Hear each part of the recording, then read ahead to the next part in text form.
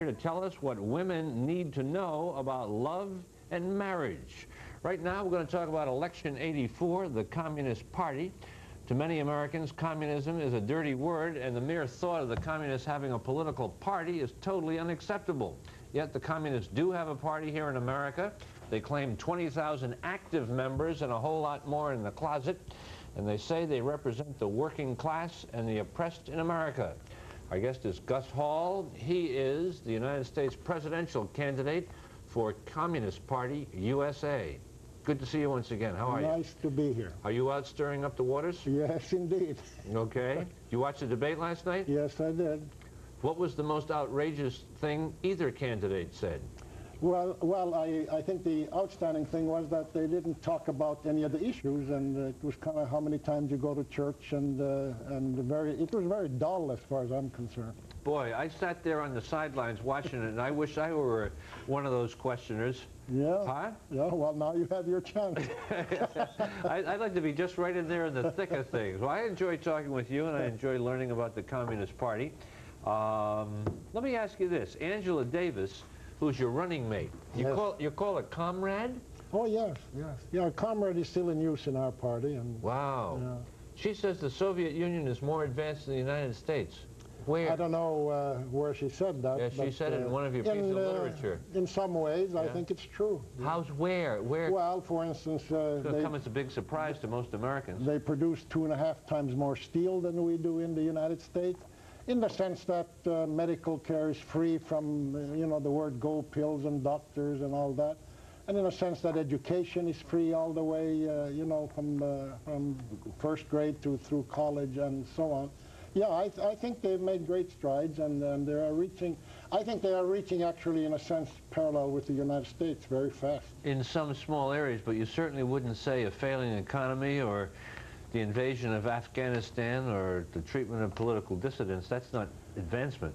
Yeah, well, those are, of course, special problems, and I don't represent them, as you know, and I just represent my party. But many of these are greatly exaggerated, and I would say even on Afghanistan, you have to kind of put it into, the context how they see the problem. And very briefly, the problem was that the United States had the most sophisticated military base in Afghanistan, right on the borders of the Soviet Union. And then, of course, the Khomeini Revolution came along, and the United States lost that base. And it was almost natural for the authorities to tell the CIA, now find another place. And Afghanistan also was a natural, because for 2 years there had been fighting going on and factions and groups. And there's no question, I suppose the CIA began to work with some group or another there. And the Soviet Union saw that, whether right or wrong, saw that they're going to take over the government and establish another anti-Soviet place there. So when the committee in Afghanistan, whatever the committee was, for its own purposes, invited the Soviets to come in. I think the purposes was the internal struggle that was going on. Invited the Soviets to come in? Yes. And the Soviets went in for their own purposes, and they went in there because they saw the danger. Why do most places see that as an invasion? Well, in a sense it was, but it was invited. There's no question that they weren't those two terms don't work together, do they? Invitation and invasion? No, those terms are contradictory, aren't they? No, I don't think so. Let me just say, I know Carmel, the Prime Minister, very well. I've met with him many times, and he's a very charming young fellow. Speaks perfect English. He said he learned that in the British prisons and so on. So I asked him about the Soviet troops when the last time I saw him. So he says the solution will tell you what the problem was. He said as soon as Pakistan and Iran, which are neighbors of Afghanistan, as soon as they sign an agreement with Afghanistan that they will not permit their area to be used militarily, he says as soon as that's signed, the Soviets will leave. He says, I'll believe it when I see him. Yeah. When we're talking about the Soviet Union being more advanced than we are, and we talk about freedoms, no religious freedom over there. There's no job freedom, people to select their own jobs. There's no adequate housing, and people have a lot of problems. How can you say that's more advanced? How can she say that's more advanced? First, as far as job is concerned, the fact is that now that has changed in the last, I think 5, 6 years ago it was changed, and people do have a right to pick their own job and their own but boy, choosing. I keep talking to people who just say that you grow up and you are told what the school to go to and where you're going. No? That's not, as a matter of fact, it's in their Constitution now that you have a right to pick your own job. That's new. I think it's in the last 5 or 6 years. What attracts you about the Communist Party and the Soviet Union? Well, the Soviet Union, of course, it's socialist, and I'm interested in socialism, and in that sense. Communist Party, we are a working class party. We represent working people, and communists are active in all movements. Communists are active trade unionists. That's my background. I'm one of the founding members of the United Steelworkers, for instance. And so communists are very active in unions. We're active in the struggle against racism. Communists are active, struggle for peace and so on. But of course, we believe in socialism. Is there a difference between the Socialist Party and the Communist Party, or is it, can you use them interchangeably? Well, no, there are actually two small socialist parties, and they kind of come and go. There's many of these kinds. Can you use socialism and communism interchangeably? Yes, socialism is the first stages, and after that will come communism. What's the bottom line of socialism? Well, socialism is that the industries is socially owned, all the industries and money and communications and so on. Communism is a totally different kind of society. There's no communism any place in the world today. Communism will come when we will develop industry and science and agriculture to the level where there will be enough of everything for everybody, and therefore the first time human society will face the problem of distribution of abundance. Human society has never faced that, but it will when we reach communism, and so that's a totally different kind of a So that's the goal that the Marxist-Lenin doctrine sets out, is to achieve this kind of a state-owned, everybody getting all the abundance of the riches. Is that it? Well, I think that's a great goal, and as I say, and you can imagine what will happen to many questions, including human nature, when you don't have to fight by yourself, selfishly. Okay, now where does the free enterprise fit in it? Where does America fit into all of that? Oh, well, America fits in the sense that America also is moving in the direction of getting ready for socialism, and the world is moving in the direction. What signs do you see here in America?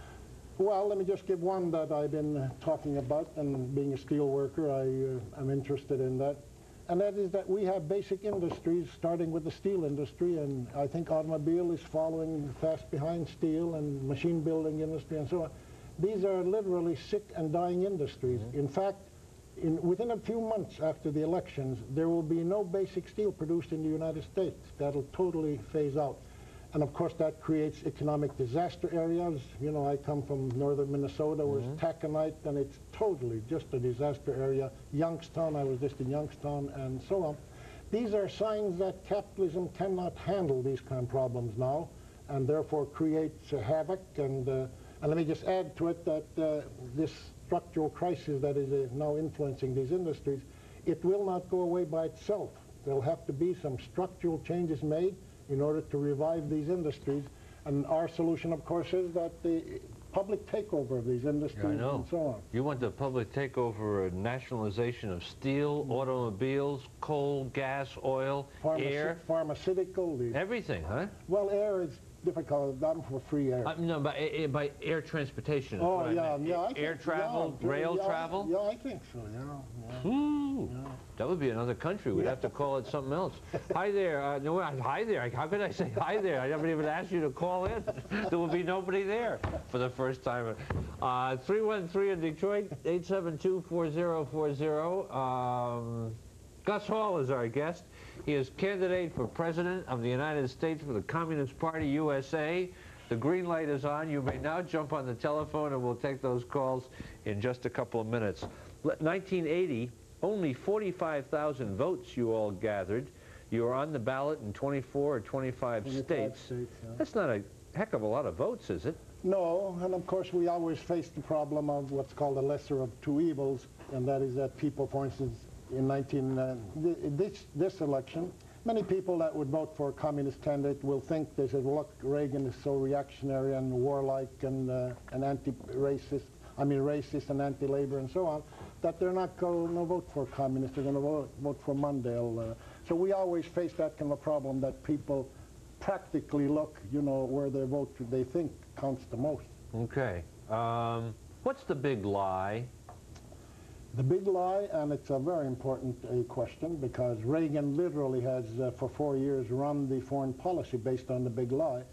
The big lie is that there is a Soviet threat to America, and of course we say there's no such threat, there hasn't been, and it will not be, and therefore we are bankrupting a country based on the big lie, $300 billion war budgets and all that. And it's a falsehood. There is no such a thing. Where do you come by that certainty? Because this is something that you really believe in very strongly. You really think that America and I guess the world has been sold a bill of goods. I think so. And that everything is predicated on fear of, you called the slander about the Soviet military threat the unmitigated big lie. Yeah, huh? yes it is. And there's no such a threat. You know, Hitler used it. Hitler used the same technique. He said there was a Soviet threat, and he kept conquering countries, Holland, and finally somebody began to say, how come you're using the big lie that there's a Soviet threat and you're conquering Europe? But finally, of course, he attacked the Soviet Union and so on. But there is no such a thing. What do I base it on? On two factors.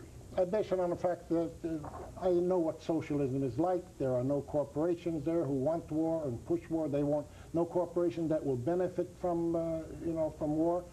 And secondly, based on my conversations with the leaders of not only the Soviet Union, but the leaders of the world. And what's interesting that I represent the minority party, but I go to these conferences every so often in the world, and I meet not only the socialist leaders, but leaders of the third world countries. And in a sense, I know on first-name basis more world leaders than any other American presidents and prime ministers. And based on private conversation, besides their public statements, I am convinced that not only the Soviet Union, the world is ready to put an end to this ridiculous and dangerous arms race and to do away with nuclear weapons completely. I'm absolutely convinced that the world is ready, and the obstacle has been the Reagan administration's policy of nuclear superiority and first strike capabilities, and that has become the obstacle to move in that direction. Do you ever meet Gromyko? Yes, yes, I've met the Gromyko. So when Gromyko and Reagan get together in Washington, what do you make of that sit-down meeting? Is that advancement? Do you think something's going to... I don't think so. And even before Gromyko went, I said he's wasting his plane fare. But later I found he had his own plane, so it didn't cost anything to go. No, I didn't expect anything, and nothing will come out. It was election rhetoric, really, and that's all I think it amounts. Unfortunately, I don't think there's any movement in that direction today. You're really out to get Reagan, aren't you? Well, Reagan is a danger, not only to the United States, but to the world, in a sense, because the direction is wrong. That's what really bothers me, is that it's not just the specific acts, but the direction on foreign policy moves in a direction that I, you know, very reluctantly say that we'll reach a point where nuclear war will become inevitable. And that, of course, is a very serious thing. The direction has to be changed. And you say that the Russians don't want it? No, absolutely. But they are building a few missiles, aren't they? Absolutely, and that's where the danger comes. You know, for instance, the Reagan administration put the cruise and Persian missiles in Europe. I think they were totally unnecessary. There was a certain balance between forces, and of course the Soviets moved in, and they moved in their most advanced missiles into Czechoslovakia and East Germany. At home, as far as the economy is concerned, not only in addition to taking over any...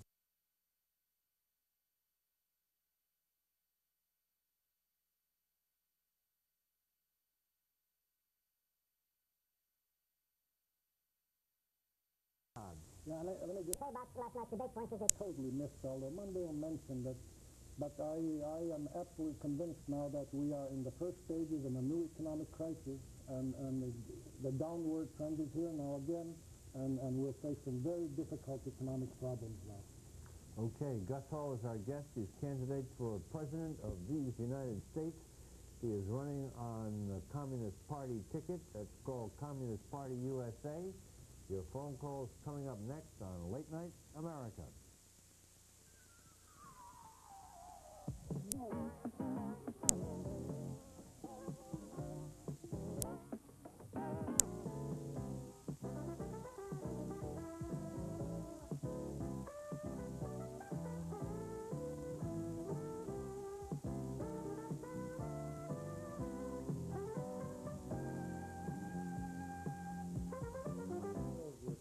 Hi there, you're on Late Night America?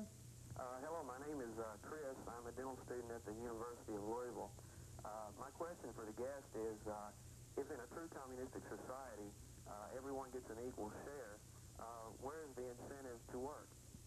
Well, as I said, under those circumstances, the human nature will change, and the best way I can explain that is that the same human being who now says that I will work hard because I will benefit, that same human being under communism will say, I will work hard because everybody benefits, including me. That's how human nature will take, and therefore the incentives will come from that kind of an outlook to society, and in a sense everybody will be each other's brother's keepers. Hi there, you're on Late Night America? Yes, my name is Pat, and I'm calling from Houston, Texas. Hi, Pat. I'm wondering if communism is So good, then why are there still tanks in the Eastern European countries with Soviet stars on them? Yeah, well, of course, one has to put that against the fact that there are so many, American tanks in Western Germany and in Italy and in Norway and in Great Britain, and I could go on and on and on. See, we have to, honestly state, for instance, that there are something like 580 U.S. military bases overseas. Many of them are nuclear, and in a sense, actually, they surround the Soviet Union in a sense, and that's where Afghanistan also comes in. So of course, there's a response and a reaction, and that's what leads to war. Hi there, you're on Late Night America? Hi, my name's Chuck. I'm calling from Michigan State. Hi, Chuck. Hi. Congratulations on the game over the weekend. Oh, thanks. I had nothing to do with it, actually. Oh, everybody had something. I'm going to take credit. You might as well take credit. Yeah, well, I'm a Tiger fan. But in any event, I'd like to ask, suppose, Mr. Hall, that you, by some miracle, win the election this year. How would you deal with a Republican or Democratic-controlled Congress? Would you perhaps make some basic changes in the structure of the system? And does the communist society allow for a multi-party structure? Thank you. That's an interesting idea. Let me tell you, I first agree that it would be a miracle if I got elected president in this election, but some election, it'll happen.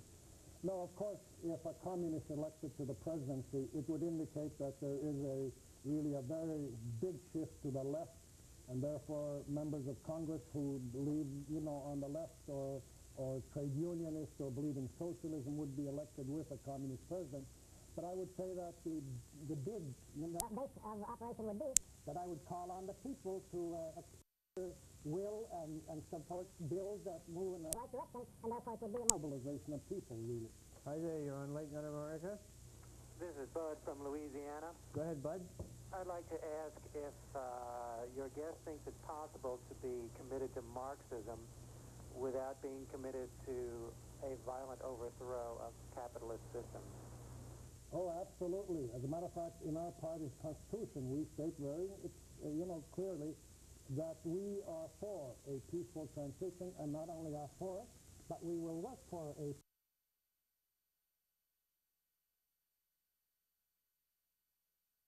electoral process, election of Congress, and so on. That's what we are for. But we also say that we can't guarantee it because it only doesn't depend on our side of the table. And for instance, I've often said it, when socialism, for instance, comes and the workers in General Motors elect the committee to go to the executive offices and tell them, now, gentlemen, you've made a mess of things. We're taking over now. Here are some overalls. You go to work now. If the executives say, good, you're right, we'll go down to work and you take over, it'll be a peaceful transition. But if, when the majority of Americans, want socialism, and that's the only time we'll have socialism, when the majority of the people want it, if the General Motors executives will start monkeying with the military and the police, then it'll be a different kind of a problem. Okay, let's get a little closer to home here. Now, if the majority of Americans wanted socialism tomorrow, yeah, what would they want? Well, what would the first three things, what would they want? Yeah, well, let me just first say that Americans will come to socialism not on what happens in the Soviet Union or China or so on. They will come to socialism as a solution to the problems that they face. Mm-hmm. For instance, the question of these industries, that I have just mentioned, steel, auto, and so on, they will see socialism as a solution to the serious problem of these decaying and dying industries, and rightly, as a matter of fact, that is the right proper solution. Security. What bothers many people in America, even those that work, is that there is not security. They don't know when the plant will close and when there'll be layoffs, like the new depression that I just mentioned is on its way again, and therefore if they see socialism as a, probably as a solution to the insecurity that they face, then they will want socialism and so on. So that it's solutions to the problems that we face that capitalism cannot solve. That's when people want socialism. Okay. Hi there, you're on Late Night America? Yes, this is Boris from Texas, Houston. Hi there. First of all, Russia and the Eastern European so-called socialist state, including the Western European socialist state, has been in a constant depression ever since they were created, and they've been financially supported by us for the last 40 years. So socialism surely isn't an answer to a depression or to a change of industry from heavy to high tech. Okay? You stay there, and I'm going to let you go on, but I want you to address that, Gus Hall. Well, of course, that's not my experience with the East European socialist states. I don't know what you have in mind about the Western, states. No, I think, they are making great progress industrially and technologically, and it's not a depression. Are you saying the economy of Russia is sound? Oh, absolutely. You are? Oh, absolutely. No, they've made tremendous strides and continue to make these strides. And look, they've had socialism for 65 years, you know, and they've had two devastating wars. I mean, the devastation of the Second World War hasn't been yet even written fully, not just 20 million people, but the destruction of industry and farm and so on. But the fact is that they have now reached more or less par with the United States in many, many areas, and they're going to surpass us in many areas also. I was under the impression we kept sending them food. We sell them grain without question, and that's going to continue for a long, long So time. agriculture isn't too hard, is that it? I would say they have weakness in agriculture, but that's not the basic reason. The basic reason is that there's no spot in the world like the Midwest United States. They want all of our technology, our high-tech stuff. They want all of that. Every country wants that. As a matter of fact, there are more Soviet patents that are bought and issued in the United States than there are United States patents in the Soviet Union. If all those communist countries are so great, why aren't people allowed to leave there if they want to?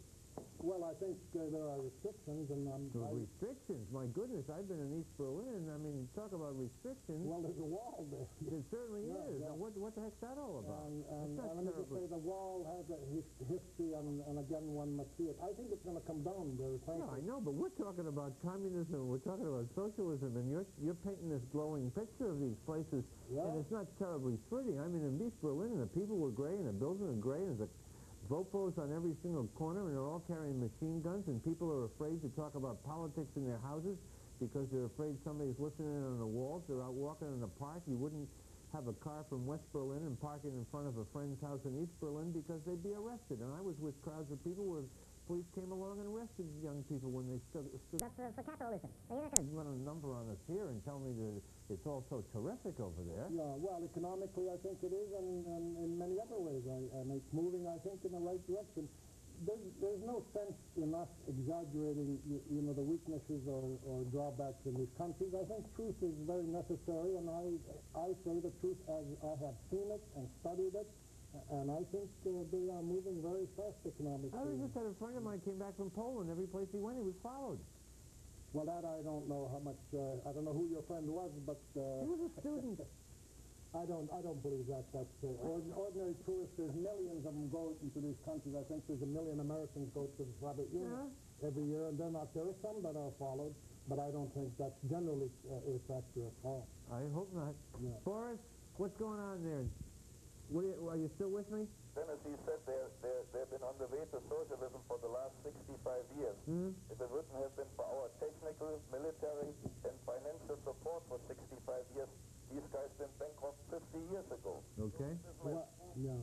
Well, that, of course, isn't true at all. The fact is that the United States has had a policy of embargoing everything as far as the Soviet Union is concerned for 60 years, not just in the last few years. Hi there, you're on Late Night America? Hi, my name is Carol, and I'm a student at Spelman College in Atlanta. Go ahead, Karen. Okay, I think the idea behind communism is really good, but how can communism work in America when there are so many different cultures and different types of people and so much racism? Well, of course, that's a problem, and the racism has increased, actually, during the Reagan years. But I think there's a process that capitalism almost forces on people, a process of coming together and creating a movement in the direction of socialism. I think that process goes on, and including the process of unity of different cultures and different sectors and nationalities and races and so on. They're going to have, once we get to be, socialized or communized here, we're going to be able to have a show called Do you think they have a show over there now called Late Night Moscow where some guy can come on the air in their country and talk about how terrific capitalism is?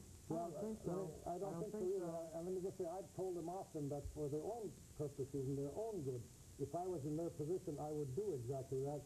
I told them I would hire the best defenders of capitalism and bring them there and put them on television for their own good, because they don't quite understand all of the problems, and I think they would be more alert and ideologically sharper if they had to, meet the problems of capitalism and so on. Okay. Hi there, you're on Late Night America? Hi, Dennis. I'm Michael from Virginia Beach. Hi, Michael. I'd like to ask Mr. Hall, he talks about changing human nature. The communists in Cambodia, when they took over, they certainly made an attempt at changing human nature and killed about 4 million people in the process. And I'm wondering what would stop that same situation from occurring if it were, by some strange chance, to take over in this country? Well, let me just say that the Pol Pot regime that went into Cambodia, it used the name communism and so on, but it was never a Marxist or communist group. It was a murderous gang that went in there, and they almost liquidated the Cambodian people, and that's not communism.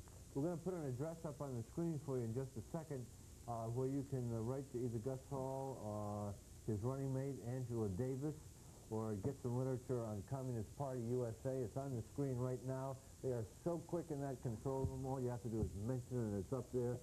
235 West 23rd Street, New York City, New York 10011. 235 West 23rd Street, New York City, and we'll leave it up there on the screen so you can jot it down. Hi there, you're on Late Night America. Yes, this is David. I'm calling from Louisville, Kentucky. Go ahead.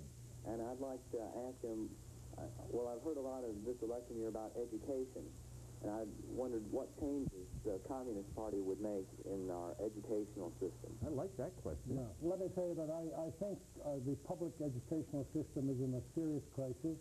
Reagan administrations have cut it to the bone, and therefore it's in a very serious crisis.